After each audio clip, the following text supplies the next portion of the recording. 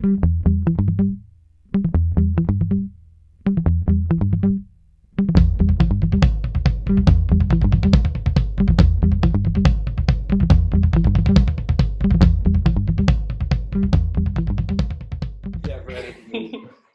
we are here, and we are in Ashland, Oregon. I'm Grayson Cox, and I'm Hollis Witherspoon. And we are continuing our talks and investigations into printmaking and improvisation and the unlikely meeting of the two. And we thought of you, if you could introduce yourself. In the era of COVID-19. Yes, in the era of COVID. But we thought of you because, you know, you're someone that we've both had a chance to work with. We met in New York, and you made a project that was really inspiring to both of us. So maybe you could introduce yourself and tell us where you are and what's going on with you.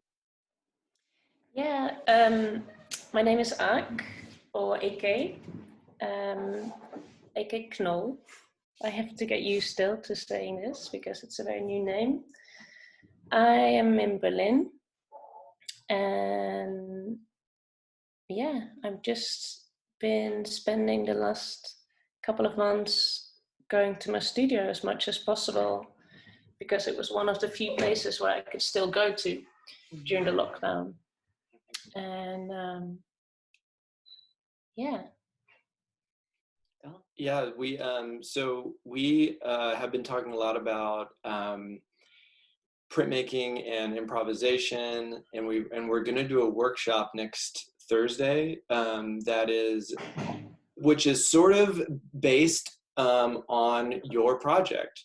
You made this wonderful project in 2016 that Hollis and I have talked about for a long time and thought about ever since. And your project was part of a thesis, sort of that I think of in a kind of romantic way, of you in a print shop working with a press, against a press, in collaboration with the press, responding to the press almost like another person, like a character. It feels collaborative, it feels improvisational, but it requires a lot of setup to get to that place. And that's something that we're kind of going to be talking about in this workshop next Thursday. So we thought we would invite you to come in and talk to us a little bit about the project. I know you've had a very extreme year and a time since then, and you know, the idea of rolling with it and being an artist and finding a way to do our work, even though all this stuff is being thrown at us. It's pretty inspiring and exciting to get to talk to you. So thanks for joining us. No, thanks for thinking of me. And it's nice to hear how you describe the project, the Meissner Maybes, as I started calling them, because so much of it was also like, it was this attempt to have a conversation with the press, which in a way, when you're working with a piece of with equipment, I feel like you are having a conversation always, but I guess I was trying to do it a little bit more literally. And now that I look back on it, so it's been how many years? 3-4 years? Yeah. I just also see like, wow, I was so stubborn, you know, to like, so this technique, the Meissner method, how I practice it with you, Hollis, was very confrontational and awkward method for me. And when you invited me, I did wonder, like, why did I choose to go with this method?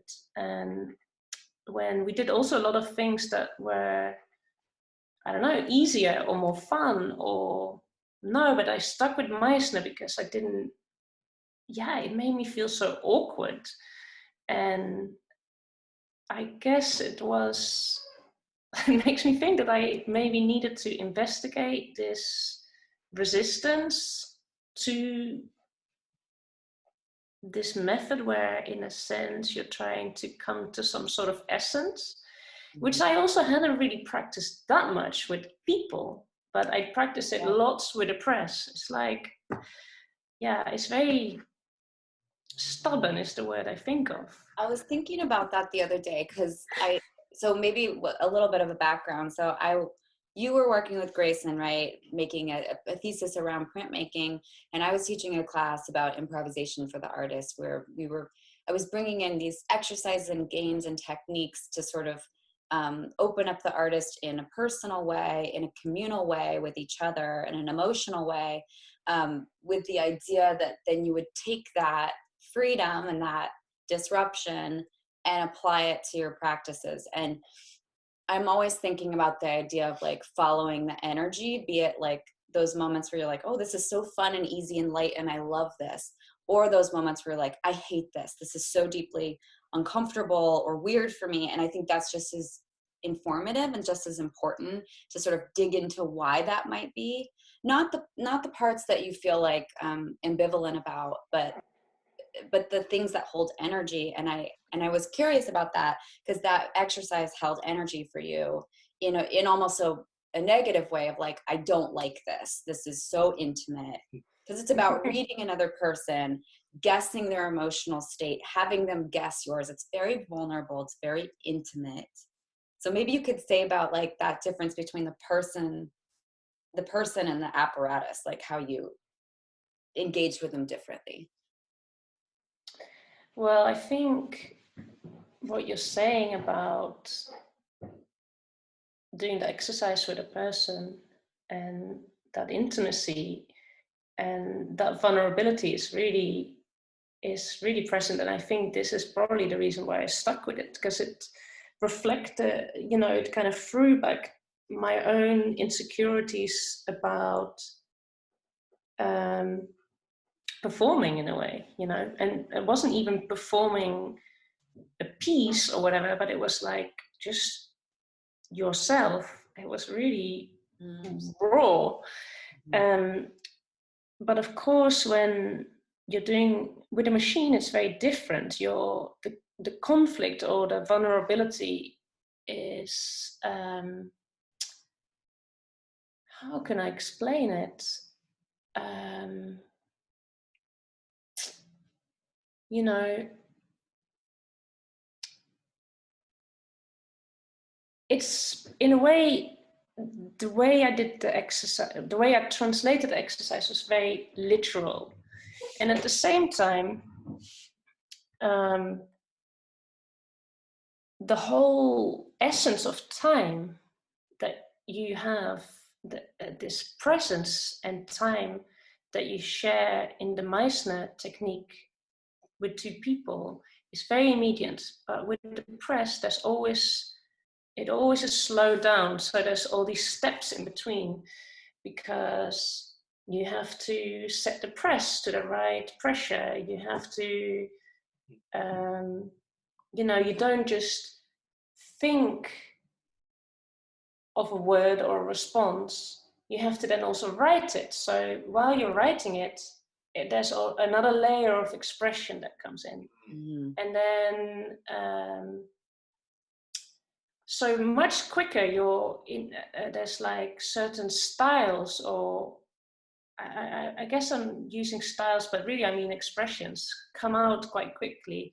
And within that, the kind of also awkwardness, like, for example, if you're writing and you're doing it as a monotype, you have to write, you know, mirror image. So you might get the letters the wrong way around, or you picked up the wrong brush and it doesn't all fit on the page, and all of this. But you have, I did want to kind of not spend too long on it, because I didn't want to get lost in trying to control what I was doing. Mm-hmm. Because even though, of course, I did have quite a lot of control, because I made all these decisions, you know, it would be a lie to pretend that it just happened. But within that control, I was trying to give away some of my usual control to kind of really make this perfect A or something. Mm-hmm. No, I was just gonna write it really quickly, angry or whatever. And so, but And the other thing that happened, I think sometimes, because then you put it through the press, see the image, you're like, and then I respond.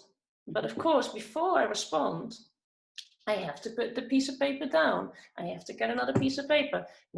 Sometimes there's ink on the press, you have to clean it. And in that, say, minute, 2 minutes, or however fast I'm working, I don't know, maybe there's another sound, maybe there's a da-da-da-da-da. Yeah.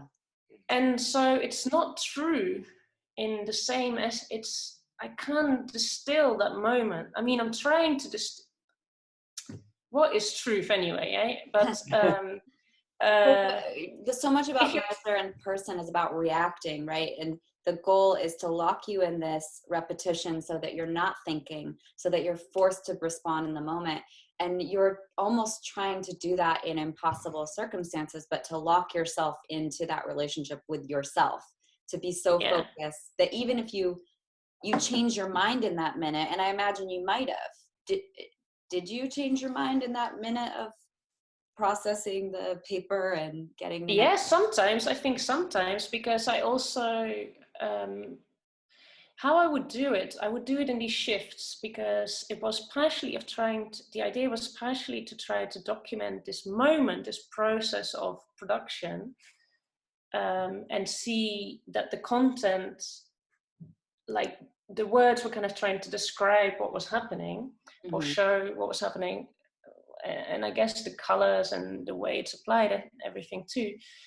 But also I wanted it to be about production in the sense of, okay, I'm working, I'm like, this is what I'm gonna do all day. And so that if you would be working a machine in a factory, or say you have to fix up bikes the whole day, or I don't know, clean bathrooms, I wanted it to get that mundane, so that this romantic idea in a way, or the beauty of being in your studio, that was destroyed. And of course there's gonna be moments where I'm gonna be like, oh, this is great, but there was also a lot of moments where I was just exhausted. And it really informs the content of, when you look at these words, a lot of them are things like tired, distracted, tired. I don't know. I'm losing track of the question.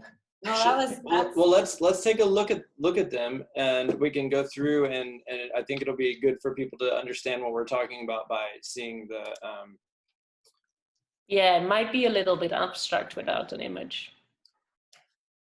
So maybe you could just sort of walk us through the actual process that you created. So, yeah. What were you going to say, Grayson? No, I think this is good. If we I mean, so the process, if you could talk about your setup, the process, and like how you prepared to make what I'm assuming, is this the first one, and how did you get to this point where you made this first one? Yeah, that's I like those kind of questions. These are like the very geeky ones, questions. So basically there was a lot of pre-preparation of like making sure to have all like a stack of paper, to have like the right size kind of plate. I had a piece of plexi, but I could have also used a piece of glass that was a little bit bigger than the paper. I pre-mixed like a lot of different colored inks, and I had them all out. And then I would probably prepare the pressure of the press kind of thing. And then I might have even written down what time I started, and then with the numbers and the word. I think I started off like that to start off with. But I would number the back of the page, and then I would kind of try to zone in, and and tried to come to whatever the feeling was that I was feeling. So actually, especially in the first lot of the prints, it was more about my feeling rather than the press's feeling.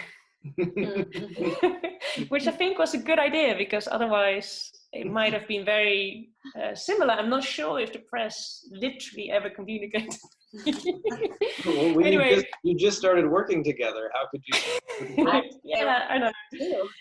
Yeah, and it was really, I had a great setup because I was working in the basement of the student building and nobody ever came there. So basically I had this huge room to myself, and I took up loads of space, and it would often be either really hot in this room or really cold, which definitely really influenced some of the output. Well, yeah.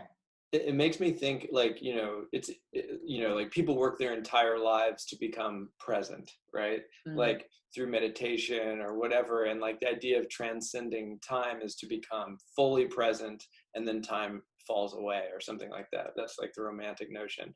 And like, so here you're using your labor to work towards getting closer to feeling present. But it's interesting to me how the process, it does take time. There is a ton of setup. There's a lot of staging. There's a lot of like actual working. And like you said, by the time if you're working through the word nervous, by the time you get to the S, you may be in a different headspace. And, I also think it's really interesting with this project, the idea of the ghost. And the way that you're able to see the past in the work. Yeah. Could you talk about that?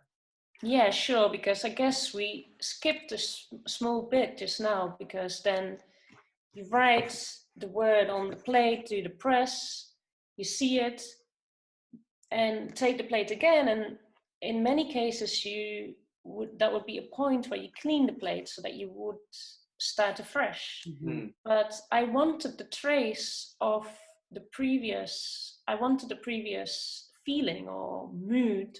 I wanted it to stay present. So therefore I didn't clean it. And then, that's when you get the ghost. As, I don't know, maybe is that just in printmaking, or maybe it's just a general word, isn't it? So you get some traces, some leftovers of the previous print that comes up. And here you see, for example, in this image, that the yellow is really fading out now. It's almost pastel. And at one point, then it's gone. And then there's sometimes the colors build up more than other times. And it was definitely, some of the combinations, like if I would think about it from a visual perspective, or like how I would like work that I make, how I would really like it to look. I mean, I'm not sure if any of this is that, but what I really appreciated about doing this project was that it taught me also to judge my output less and trust the process. And that was a good lesson, actually. I was wondering how your aesthetic brain impacted, that process while you're working. If it was difficult to sort of not guess what it would look like, or to try to make it into more of your aesthetic as it was happening. Yeah, I think I'm sure I influenced it I'm sure I influence it sometimes, but I also sometimes,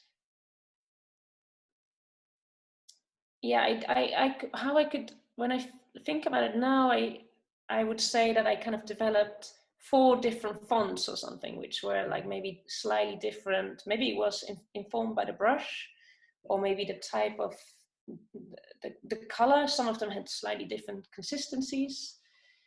And at one point I was using acrylic as well as oil-based, so that really changed how it layered up and whether it got sticky or runny and all of this. I love this.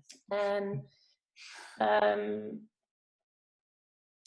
I think, like, for example, after this one here, I have a memory that I erased it. I was just like, oh, I can't handle it anymore. And then I did clean it. I just couldn't. I was like, oh, I can't make any more print. Oh no, maybe I didn't, because here you still see some background. Huh.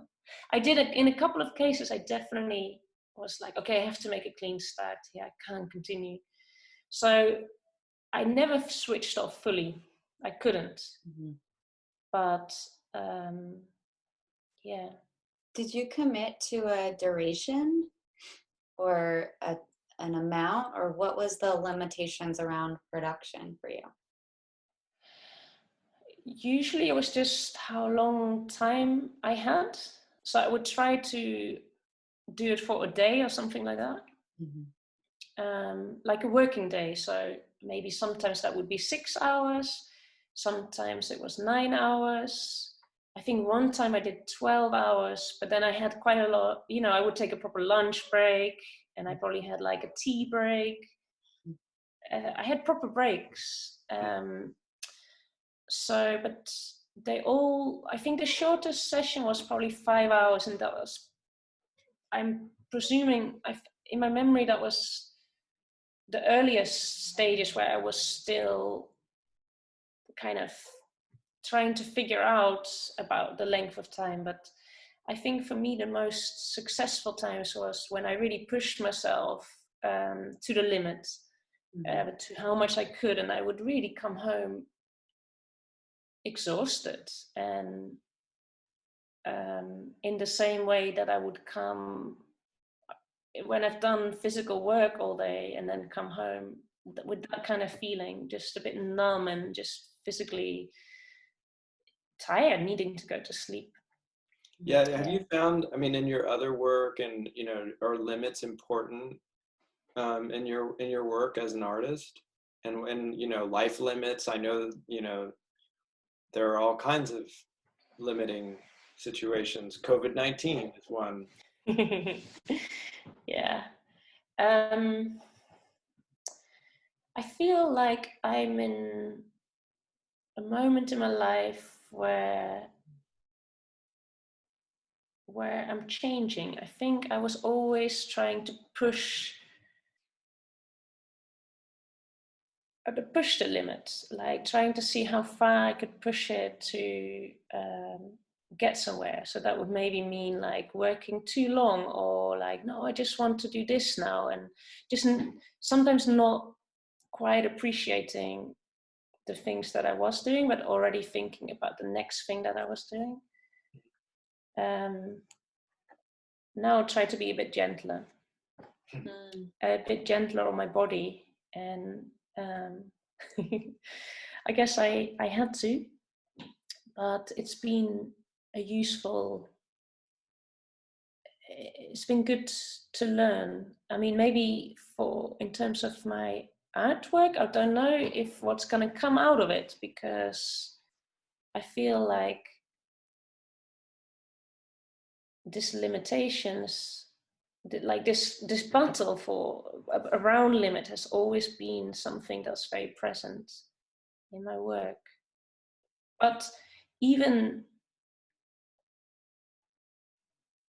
then, I would say that, you know, I might still, like, now I might spend less time in a row doing something very intensely, but I might still be like, okay, I'm going to use this paper, it's all this size, and these are my colors, and then it has to all be within these 2 lines, and I don't know, some sort of random rule that just works for me. I don't even see that as a limitation. I just see that as a framework to, for me, that helps me to concentrate on what I want to do, because I have the kind of mind that often, even though I can get quite fixated, I will start wondering, and then I'll get distracted and I forget to do the thing that I really want to do. So it helps me to set this framework to just in order to work. Yeah. It's as simple as that. It helps me to discipline myself. Well, I think that's really helpful for, I'm thinking about art students. I'm thinking about younger artists who are starting out and trying to think about how to, be themselves in terms of production. Like, is there anything that you could say to a younger art student who is, trying to get started? Like, how do you set up a life to make your work? Yeah, it's a hard question because it's not easy. No. Not to be negative, everyone, but yeah, you just have to I think it's all about finding a time and space that works for you. Because often many of us will need to combine doing this work with other paid work. Most of us don't make a living of just being in our studio or doing projects with other people. So how it helped personally, it helps me when I try to get some sort of regularity or rhythm. But this is a battle, I guess I've been doing this for years, but I'm still battling, and I fall out of the rhythm, and then I have to start again. And yeah, what else helps me? It helps me to have a setup when I make a setup for myself. It helps me to be able to go there. Usually I do it outside of my home. I go to a studio, and yeah, it helps me. And if that doesn't help, then just do projects, that try to set projects or get invited for projects where you have some sort of time limit that forces you to do it then, because some it's hard to discipline yourself. I don't mean, does that sound but applying to those kinds of things is a kind of discipline as well, right? So like knowing that you need external forces to come in and set parameters for you sometimes is really I can relate to that. Like I need deadlines are really helpful for me. Making work in collaboration with other people is really helpful for me, because that really makes it so I kind of don't want to let them down, But I like this one that's up on the screen right now. I like the word plazy. What is plazy? Great. What is? Well, it says hazy. It says hazy. Oh, but it looks like that happened. Oh my gosh, that's amazing. Yeah, because I think I used a lot of ink. And also this is the Z here, or the Z is a good example of when you write, when you're writing not a mirror image, but in the usual way. Yeah. Yeah. Oh, that's great. But inadvertently you made a new word that for me is making a lot of sense right now in this era. It's plazy. This plazy. It's like if you have no expectations whatsoever for your day, sometimes you get the best results. Is it like pleasure and lazy together? And play. And play. Right? And it's like and it's all hazy. And it's all hazy. This is a great. And at the same time, it's a bit puddly. There's like tired behind it. Oh yeah, of course. What's it like to sort of look back on these, given some monumental shifts in your life in the last couple of years? Because this is 4 years ago. This is 4 years ago. And actually, since this work, I did I did one bigger commission for a cinema and some smaller projects, but I've actually not been able to work that much on fun stuff like this. So it's nice to, it feels like ages ago, but actually, I don't know what I'm saying really. I mean, it's interesting to have this conversation. There's like a rhythm of consciousness happening right now with all of us across the world, and there's also this linear consciousness that was happening from 4 years ago that's playing out on the screen. It's like, I'm pushing the button when it feels right, and it feels a little bit performative. That last slide though was uncertainness, and I mean that's what I'm reading, and I think what's really interesting about these too is people can sort of project their own meaning onto them when the words get sort of hazy or plazy, and I think that's it, to me, bringing it back to like the idea of performance or acting and like affecting catharsis for other people. You know, that's what actors do. They cathart so that other people can experience that without having to do it themselves.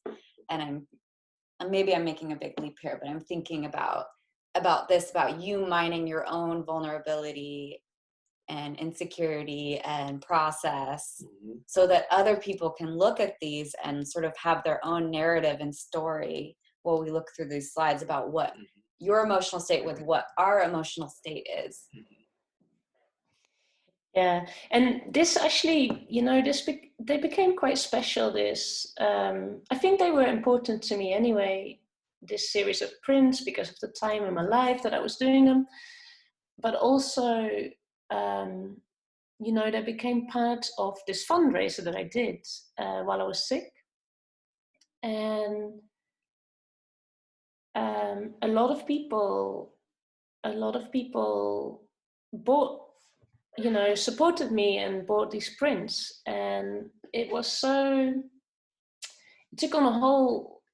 work took on a whole different meaning, because in my head, I had always thought like, oh, these prints are going to stay together as a collection, because you really need to see all of them in a row, but I hadn't been so lucky that a collector came along and was like, yeah, we want all of them.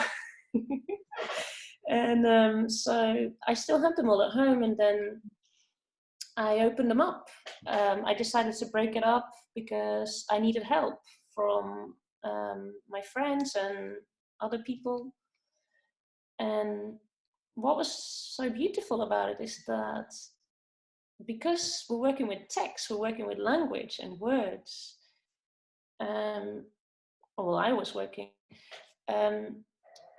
people get very specific about which ones they go for, and each single person had like a different story of why they would want whatever one they chose. And it was really touching to get to hear that, for people to tell me, oh yeah, I really like this because of this, or like, oh yeah, this word I always say to myself when I'm trying to go to sleep. I don't know, all sorts of different stuff. And sometimes people would just purely choose it because of a color, for example, or a texture. But mostly people really chose certain word combinations, or like they could relate to the word. So, for example, the ones that say nervous, people didn't necessarily want to take them home because they didn't really want to stay with that feeling, I mean, that's just an example, but so they became this other thing that helped me financially, but also it gave me so much emotional support by people giving me feedback. It started a lot of conversations about health, illness, cancer, treatment. People who, I send it to everyone in my address book. And I was a bit scared of it, to be honest. Yeah. And but strangers who, you know, I don't know. It turned out I didn't know everyone in my address book, which makes sense really in your email.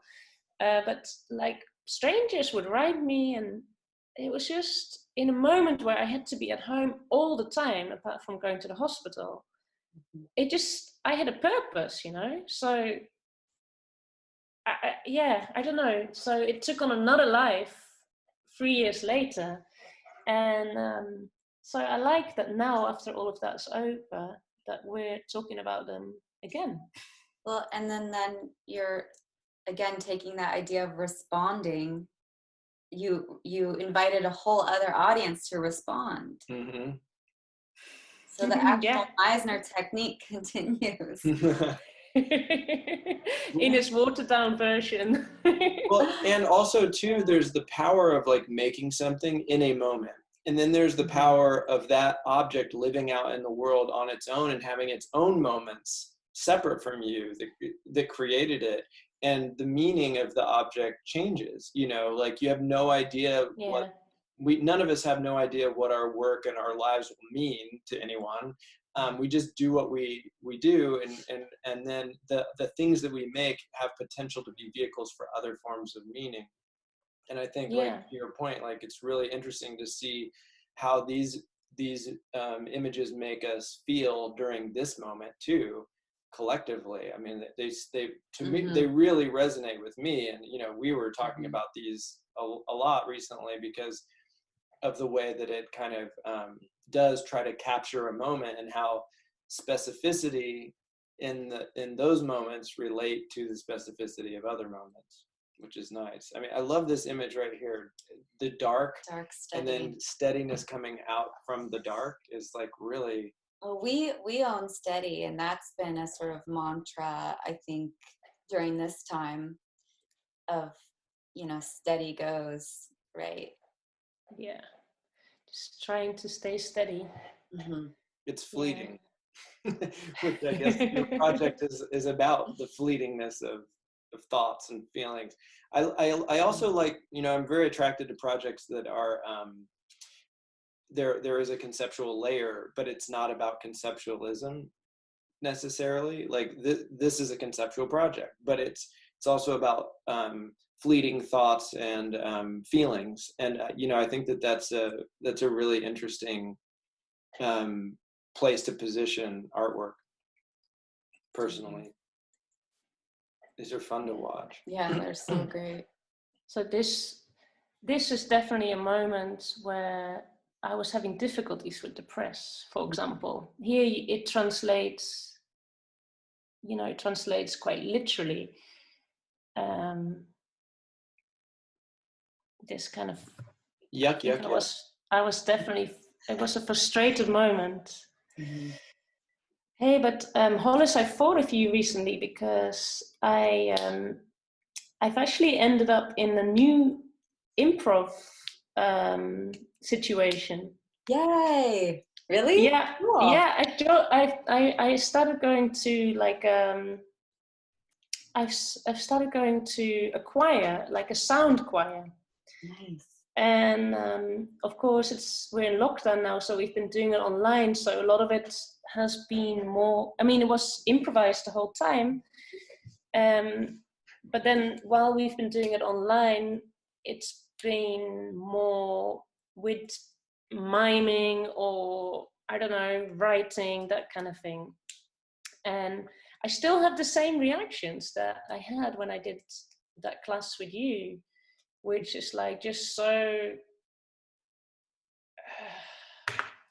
yeah, it's just something that I haven't really done much, but it's so much fun. And at the same time, it's also quite, it brings up so much, I guess it's physical. It's physical in a way that printmaking usually isn't physical in that way. Not as immediate anyway. there's that feeling. I mean, what I appreciate about improv as like a life practice is that I don't think anyone ever masters it. And so there's always the opportunity to have it challenge you and have a feeling come up. And I remember, the beginning of class, people are like, well, I'm not good at acting. And maybe you said that, I don't know. But students are always like, well, I'm not good at this. So this is going to be bad because I'm not good at this. And it's not ever really about that. It's about your willingness to tolerate that feeling. And I think for some people, there's a recognition, it sounds like with you, there's a recognition that tolerating or confronting that feeling is a moment of growth or transformation, or there's something that you get out of that. There's some kind of meaning. But it scares the hell out of a lot of people. It's scary. Yeah, including myself, I think. But it's this thing about control, because and in that sense, it's also about setting up a framework where you feel safe to do it. Because you could relate that to print, but you could also relate, the fact that I could do all the Meissner maybes is just because I had this setup. And then, you just need stamina to just keep on pushing through. And I do feel like with the improv classes that I've done, if it wouldn't have been for the kind of safe feeling environments, there's no way that I would have dared to open up.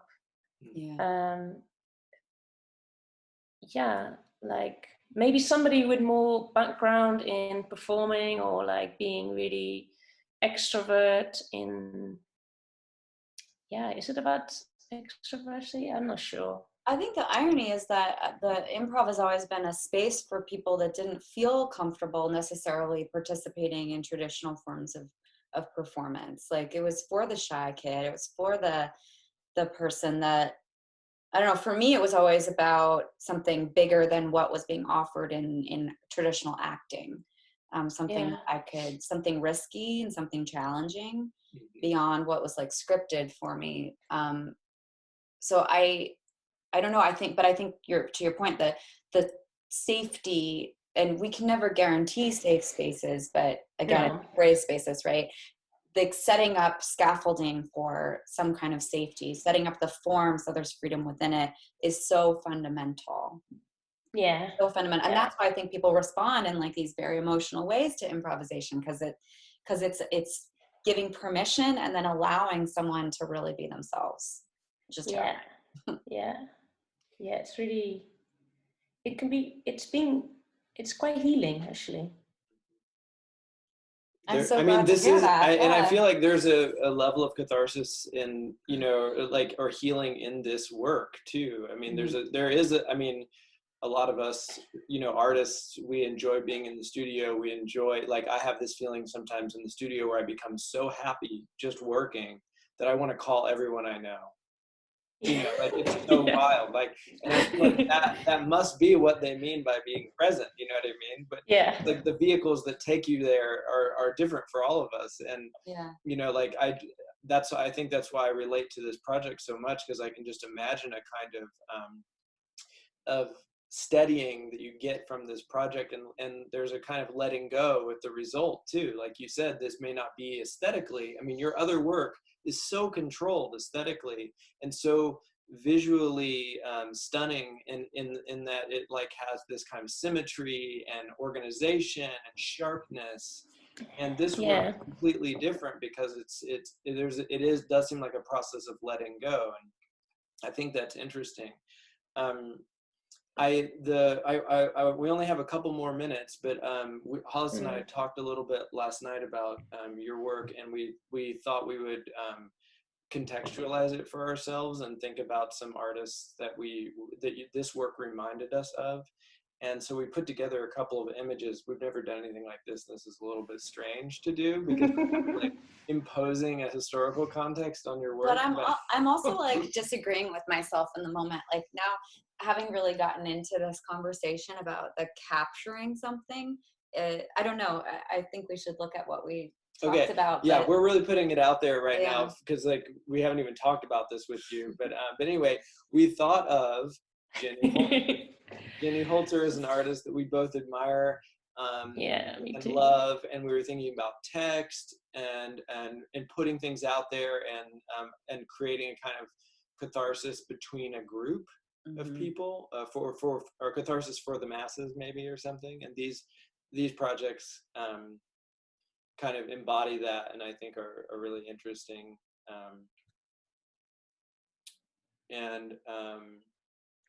Bruce Nauman, I just went blank. On his name. More aesthetically, I think here, I just, I feel like your pieces look like these neons in a way. But the run from fear is the opposite of what we're talking about. You're talking about, the improv dictum of follow the fear, follow the fun. And you're following something, right? You're following your own intimate thoughts and struggles and joys.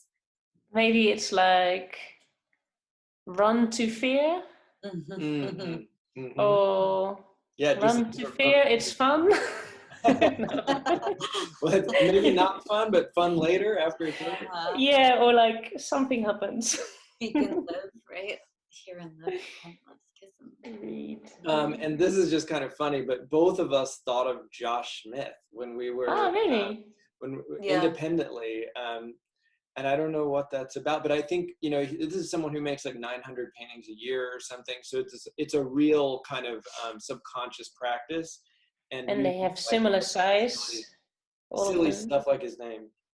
But yeah, isn't that how that's how he broke through, wasn't it? With these paintings with his name. Just his name, right? Yeah, I remember seeing at FIAC in Paris one time. I was working for a dealer there, and I saw the first time I'd ever seen his work, and it was just a whole booth in the Grand Palais in Paris, this beautiful booth, this beautiful building with this art fair in it, with this booth of a whole booth of paintings that just said Josh Smith. I was like, wait, what? Guy. Who is this person? But it worked, I guess. Yeah, beautiful colors. And Mel Bachner was just more of an obvious person who comes up, and this idea that like blah blah blah, like whatever I'm saying, it doesn't matter. It's just there's a kind of steadiness in that. It's like an emptying of content or something, which I think you are good at creating an emptiness and then having a place to put more intimate ideas, but not blah blah blah. But are those paintings? I think they're paintings. Or drawings. There's prints, and there's also like paper pulp, I think. Maybe. Yeah, because there's a three-dimensionality. I'm not sure.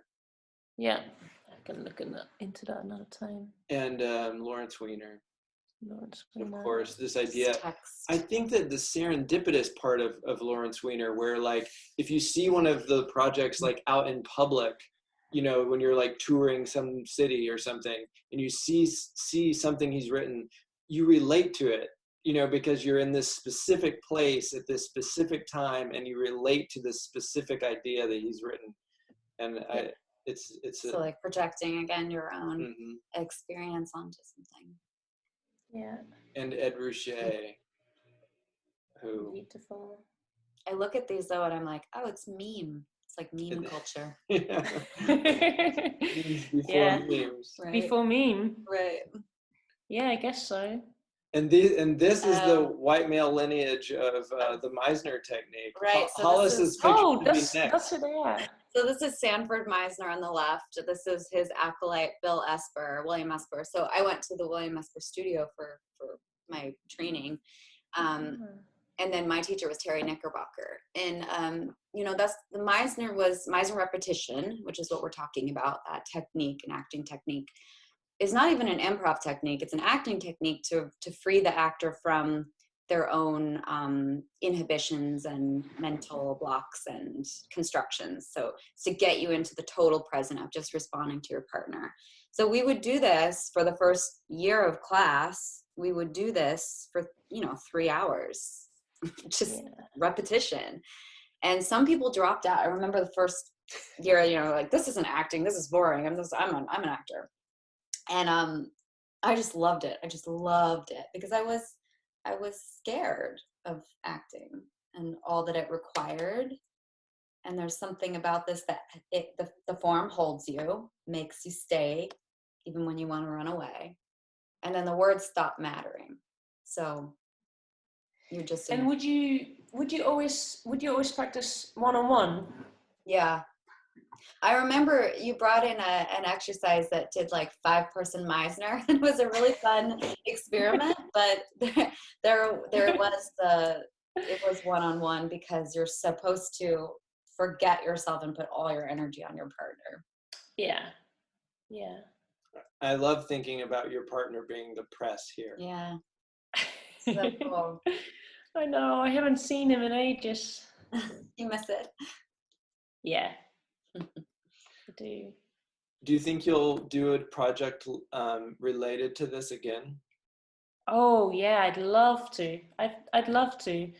I'd love to do it on that type of press again as well.